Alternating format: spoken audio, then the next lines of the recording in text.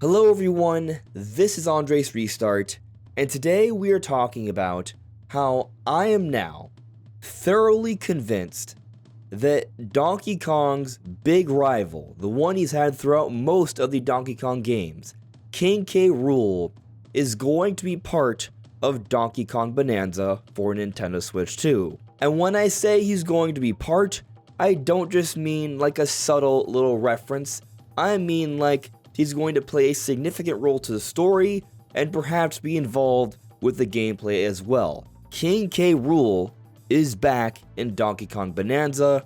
This is what I believe. I've touched on this idea already in a couple different videos, but a few more different points of evidence have presented themselves, which have now come together with everything else we've discussed that I think paint a very, very compelling picture. I'm convinced, and today, my goal is to thoroughly convince you as well. But before going forward, let me take this moment to mention that I am aiming to reach 50,000 subscribers by the time the Switch 2 launches on June 5th, so if you find yourself enjoying my content, your subscription would be appreciated. But let's now dive into what's going on here. So first, I think we should take a look at what Donkey Kong Bananza is. Donkey Kong Bananza is the next Donkey Kong game, but it's not just any Donkey Kong game, it is a 3D Donkey Kong game, and this has only happened once before with Donkey Kong 64. And yes, Donkey Kong Bananza is sporting a new design for Donkey Kong, and it has actually stirred up some debate about honoring the prior designs of Donkey Kong by Rare. And my personal opinion on the design is that it's a wonderful design that is evolving Donkey Kong. He's very expressive, and it's taking the series into a new bold direction. But that does not mean they are not honoring the past. There's actually quite a bit that we have seen in Donkey Kong Bananza that's clearly referencing a lot of the different motifs and tropes and such presented throughout the different Rare-made Donkey Kong games. We see minecarts, we see an Espresso from the country games, we see a reference to Rambi, we see Cranky Kong, we see other Kongs. We see the barrel cannons that can launch you elsewhere. All these different things we saw initially in the Rare-made Donkey Kong Country games. But something else fascinating about Donkey Kong Bananza is that when Donkey Kong does acquire a golden banana, he goes, "Oh, banana," just like in Donkey Kong 64. So this game is clearly referencing different Donkey Kong games, and it can be argued that it might be somewhat of a sequel to Donkey Kong 64. And something actually very interesting about this that I don't think many people are talking about is that yes, this game does look like it was made by at least part of the Mario Odyssey team. It shares a lot of elements to Mario Odyssey with the UI and some of the gameplay mechanics. But what was always so interesting about Mario Odyssey is that it felt like almost a proper successor to Banjo-Kazooie because of the way you go about collecting and platforming and all the transformations and such. And what's interesting about that is that the Banjo-Kazooie engine back on N64 was also used to make Donkey Kong 64, so by extension, making a Donkey Kong game based off the Mario Odyssey engine would in turn kind of make it feel like a proper gameplay successor to Donkey Kong 64 as well. But the main point of all of this is that Donkey Kong Bananza feels more so like a sequel to Donkey Kong 64 and other prior Rare games. There's a lot of references to these games. The history of the Donkey Kong series is clearly well acknowledged in this game for what we've seen so far. Which brings me to my next point. There is clearly another reference the Rare Donkey Kong games from what we've seen of the gameplay, and that's the Croctoids. The Croctoids are these enemies in Bananza that have these crocodile-like heads but made of rock. But you can break down these rocks, and when you do, you see a golden skeleton in the shape of what? A Kremlin, from the original Rare Donkey Kong Country games and DK64. So to me, this is clearly an obvious reference to them. The Kremlins, King K. Rool, were crocodiles or a form of crocodile. You have Croctoids, you have these Kremlin-shaped golden skeletons all throughout. This part feels very obvious to me. But while these characters may be a reference to the Kremlins, that doesn't guarantee we'll see normal Kremlins or King K. Rool. Sure, but there are some references specifically to King K. Rool. So next point I'll bring up here. the seeming leader for Voidco, this angry-looking monkey, he sports golden teeth, which at face value may not seem like much, but when you think about it for a moment, what's another antagonist from the Donkey Kong series that really enjoyed sporting gold in places maybe they should not? King K. Rool. King K. Rool oftentimes was depicted with gold along his belly and overall torso area. Now that alone, I would say, is just a reference to an antagonist with an obsession to gold like King K. Rool, sure. But stick with me here. The evidence I'm now going to start to present will make this case all the more convincing. Now this next point I did not notice myself, so shoutouts to Nintendo Land where I first saw the idea, and also shoutouts to @TYNN80S who pointed this out to Nintendo Land. But basically, what's going on is that when we see Ingot Isle going down to the ground, we see the environment in Bananza that is surrounding this area. And what has been noticed is that this area looks a lot like the Lost World from Donkey Kong Country 2, where we saw the volcano Crocodile Core as well. And so when we take a look at these, the environments are very similar. It's a very foresty area or a jungly area with mountains surrounding it. But in the center, there is a round lake-like area with a tall like building in the middle, right? So Ingot Isle is like a tall like building or mountain. Crocodile Core was a mountain, a volcano mountain, but still, yes, a mountain. And this round lake also had one single opening, just like what we see in Bananza. So these environments are very similar. But what's also interesting about this is that when you go into Crocodile Core, there's a lot of ancient Kremlin statues and such. And when we take a look at what we've seen in Bananza, there are a lot of ancient-looking crocodile-like structures and enemies, the Croctoids.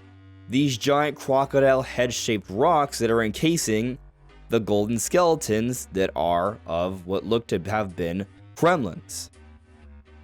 But with that point said, that's not even the biggest, most compelling piece of evidence. All of that is just nice, surrounding, supporting information from what I'm about to say. And to be honest with you, I'm surprised there hasn't been more discussion on this. So GVG got a chance to play Donkey Kong Bananza hands-on, and they shared footage of their experience, and they showed off Donkey Kong exploring the lagoon level, and they show off Donkey Kong meeting up with his grandpa or dad, depending on which game or piece of lore we're looking at, Cranky Kong. And I'll just say this now because I see a lot of people confusing this.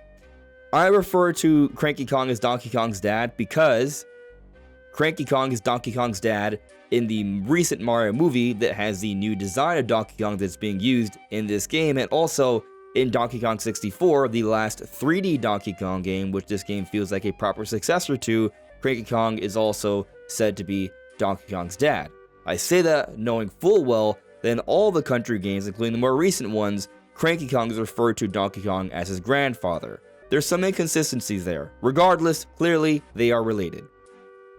But anyways, at the very end of this demo, we see that Donkey Kong has a conversation with Cranky Kong. So let me go ahead and read you this conversation because it's actually extremely telling. Cranky Kong: "Oh ho, look whose big hairy mug finally turned up." Donkey Kong responds, "Hey," and puts his thumbs up. Cranky Kong responds, "Huh? That all you have to say?" Then Cranky says, "Listen up, and listen good. It'd serve you well to hear this." Donkey Kong responds, "Okay. Do you know why I'm down here, eh? Well, I'll tell ya. It's because of a certain big shot was derelict of duty." That would be Donkey Kong. He was derelict of his duty to protect the bananas. That's what Cranky Kong is suggesting. He then says, "When I heard there was a banana bandit on the loose, I knew who to blame. Just had to suss out where he ran to hide." So there's a banana bandit. There's someone out there stealing bananas, and Cranky Kong knew who it was, and he's hiding somewhere. Then he says, "But my job wasn't done there. No, sir. See, the so-called leader of the bunch," that's a reference to Donkey Kong 64, leader of the bunch, Donkey Kong, was away for a frolic in the mines. We know that Donkey Kong is having a great good time in the mines looking for all the bananas at the beginning of Bananza. You get what I'm saying? I had to leave our comfy island and be the hero just because you weren't around. Phooey. It should have been you riding Rambi. Notice the Rambi icon there, suggesting that Rambi will in some way be involved with this game as well. All the way down here to avenge those stolen bananas, not me. What a rotten crook. How does a fool like that command any respect? He's not talking about Donkey Kong here. Donkey Kong's not the crook, he's not the one stealing bananas. He was having a good time in the mines. Cranky Kong had an idea of who it was who stole the bananas and came down here with Rambi. He's looking for this rotten crook, and he's saying, how does a fool like that command any respect? And then he says, in my day, rivals had charisma, even in overalls. Heh.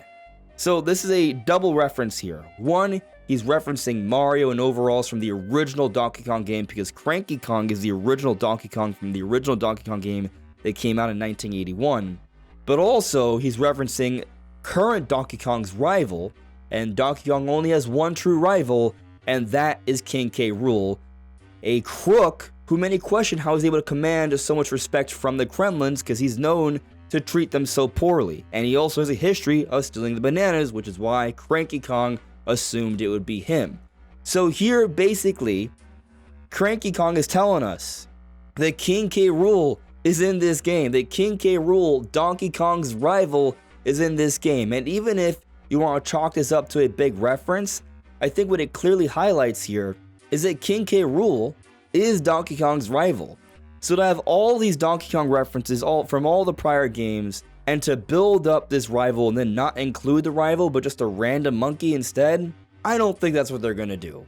And actually on top of that, this wouldn't be the first time that King K. Rool has been the shadow leader behind scenes, and we first beat this initial outward antagonist, like in the case of this monkey from Void Co., and then we'll face King K. Rool at the very end. And something else I'll throw out there that I just find to be quite curious. I remember with the Smash Bros. Reveal of Banjo-Kazooie, we saw Donkey Kong, Diddy Kong, and King K. Rool hanging out, and then at the end of that reveal, once Banjo-Kazooie is showing him stuff, King K. Rool falls down a cliff into the ground, makes a big hole, and then a rock slams down on top of him with Banjo-Kazooie.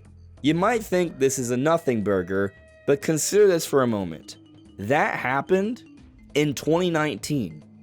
The rumors of the Mario Odyssey team developing a 3D Donkey Kong game started after release for Mario Odyssey. This game, I believe, has been in development throughout the entire Switch era, so it may have been the case from very early on that they were working on a Donkey Kong game. They weren't sure if it would be a Switch 1 title or a Switch 2 title, but at that point, Sakurai may have been privy to it and perhaps teased it with this whole King K. Rool Banjo-Kazooie reveal trailer, as Sakurai has been known to do in the past. Look at the Luigi's Mansion tease when he revealed the Castlevania characters for Smash Bros. So King K. Rool being thrown underground, deep underground, being covered by a giant rock. We have all the Croctoids, Kremlin skeletons encased in rocks. The entire game takes place underground. There's a known crook who's had a tyrannical reign, who's known to steal bananas, who's the rival of Donkey Kong, according to Cranky Kong.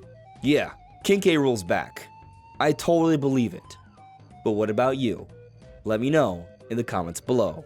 This is AndresRestart. Thank you so much for listening and watching, and I'll see you all really soon.